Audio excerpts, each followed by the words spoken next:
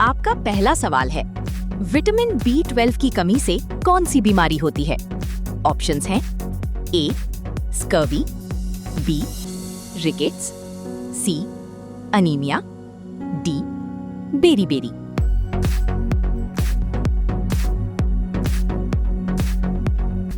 इसका सही जवाब होगा सी अनीमिया, क्योंकि विटामिन B12 की कमी से मेगैलोब्लास्टिक अनीमिया होता है।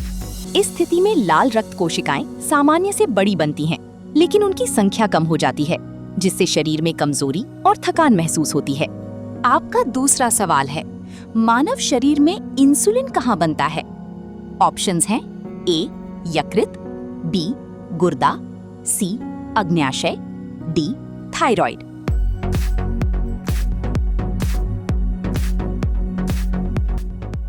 इसका सही जवाब होगा सी अग्न्याशय, क्योंकि इंसुलिन अग्न्याशय की बीटा कोशिकाओं में बनता है।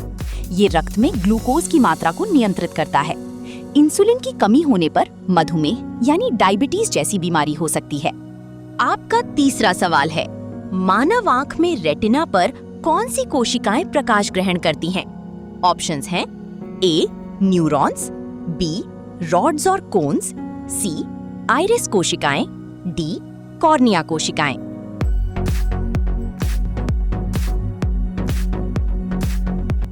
इसका सही जवाब होगा बी रॉड्स और कोन्स, क्योंकि रेटिना में दो प्रकार की प्रकाश संवेदी कोशिकाएं होती हैं, रॉड्स और कोन्स। रॉड्स कम रोशनी में देखने में मदद करती हैं, जबकि कोन्स रंगों की पहचान करती हैं। रंगों को पहचानने में समस्या होने पर कलर ब्लाइंडनेस हो सकती है।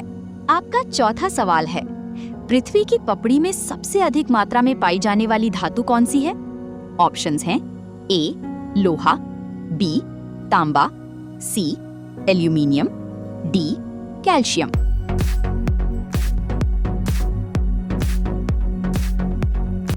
इसका सही जवाब होगा सी एल्यूमिनियम, क्योंकि एल्यूमिनियम पृथ्वी की पपड़ी में सबसे अधिक मात्रा में पाई जाने वाली धातु है। ये पृथ्वी की पपड़ी का लगभग 8% भाग बनाती है और ऑक्सीजन तथा सिलिकॉन के बाद तीसरा सबसे प्रचुर तत्व है। आपका पांचवा सवाल है, मानव शरीर में लाल रक्त कोशिकाएं यानी RBC कहाँ बनती हैं? ऑप्शंस हैं ए हृदय, बी यकृत, सी अस्थि मज्जा, डी प्लीहा।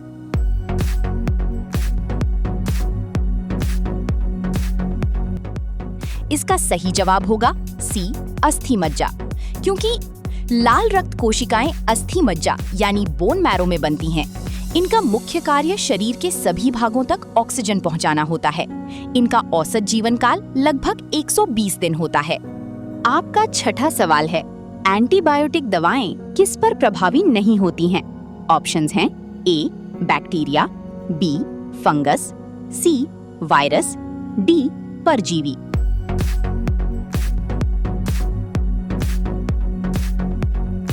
इसका सही जवाब होगा सी वायरस, क्योंकि एंटीबायोटिक दवाएं बैक्टीरिया को नष्ट करने या उनकी वृद्धि रोकने का कार्य करती हैं। वायरस पर इनका कोई प्रभाव नहीं होता, इसलिए वायरल संक्रमण में एंटीबायोटिक लेना उचित नहीं माना जाता। आपका सातवां सवाल है, दूध में कौन सा अम्ल पाया जाता है? ऑप्शंस हैं ए एसिटिक अम्ल, बी साइट्रिक अम्ल, सी लैक्टिक अम्ल, डी ऑक्सैलिक अम्ल।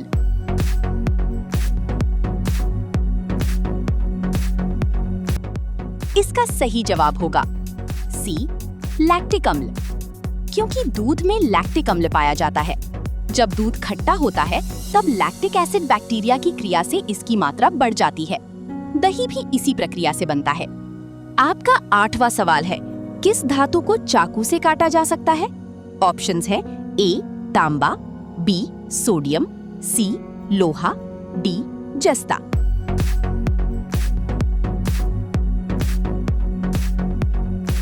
इसका सही जवाब होगा बी सोडियम, क्योंकि सोडियम एक अत्यंत मुलायम धातु है जिसे चाकू से आसानी से काटा जा सकता है।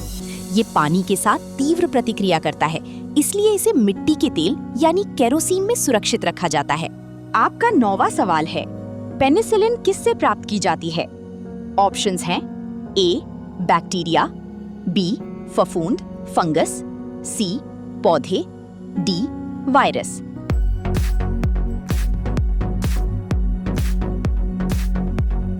इसका सही जवाब होगा बी फफूंद, फंगस, क्योंकि पेनिसिलिन पेनिसिलियम नामक फफूंद से प्राप्त की जाती है। इसकी खोज 1928 में अलेक्जेंडर फ्लेमिंग ने की थी। ये दुनिया की पहली सफल एंटीबायोटिक मानी जाती है। आपका 10वां सवाल है, सूर्य से पृथ्वी तक प्रकाश पहुंचने में लगभग कितना समय लगता है? ऑप्शंस हैं ए 4 मिनट, बी 8 मिनट, सी 12 मिनट, डी 16 मिनट।